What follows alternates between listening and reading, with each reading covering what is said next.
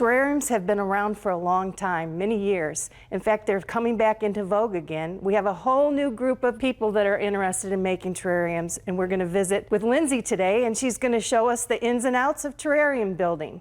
So there's several different ways to build a terrarium. The way we do them in the store is with sand, gravel, and soil. You can pretty much build a terrarium in any type of vessel that has a lid.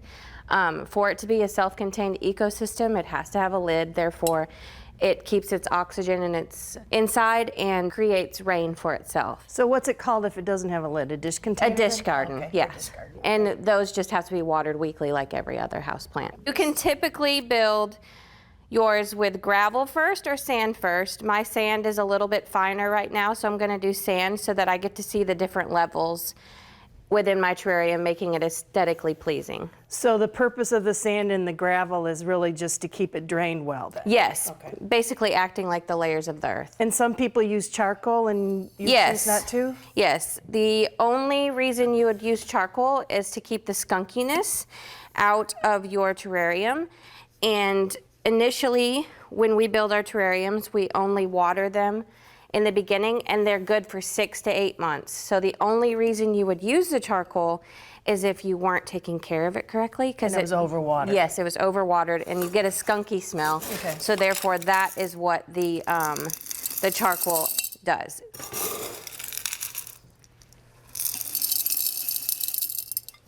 Just good quality potting soil? Yep, this is just Miracle-Gro. It's got a little bit of fertilizer in it. It's just basic houseplant. So after you get your layers, so one of the rules of thumb is when you're building a terrarium is you choose plants based on your size, because your plants do not want to touch the sides, because that's where the moisture rolls down the glass.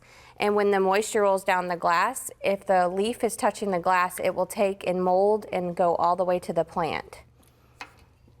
So as the plant material grows in there, if it starts touching the sides, you can go in there with a pair of scissors and trim it off the sides, I assume? Okay. By just giving it a little haircut. Okay. So that is a little button fern, and this is a plumosa fern. These two thrive off lots of humidity, so they're perfect in a terrarium. So it's important to, as you're saying, to pick plants that thrive well with high humidity. Correct.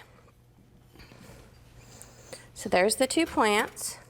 I love that plumosa. That's one of my favorites. I know, they're so dainty and pretty. Anything special about the moss? This moss was foraged from the Tennessee River. It's just your everyday moss. You find it in the funnest places when you're going on hikes. So you just place it in there like so. So sometimes you might get a snail or a little bit of bug. So yeah, sometimes you will get fun friends in there. Snails are really fun to watch, but just be careful to watch them closely, because that's a really expensive snack for them. You could wake up one morning and then all your plants be gone.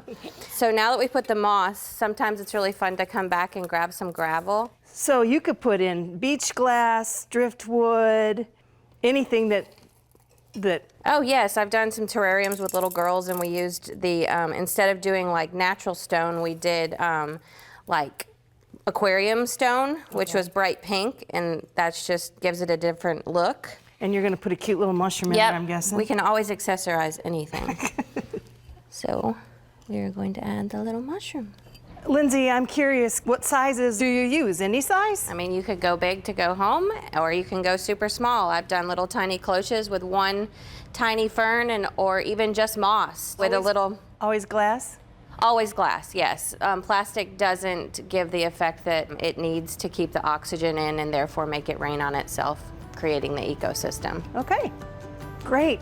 All right, well, thank you for sharing, Lindsay. Awesome, thank you. For inspiring garden tours, growing tips, and garden projects, visit our website at volunteergardener.org or on YouTube at the Volunteer Gardener channel, and like us on Facebook.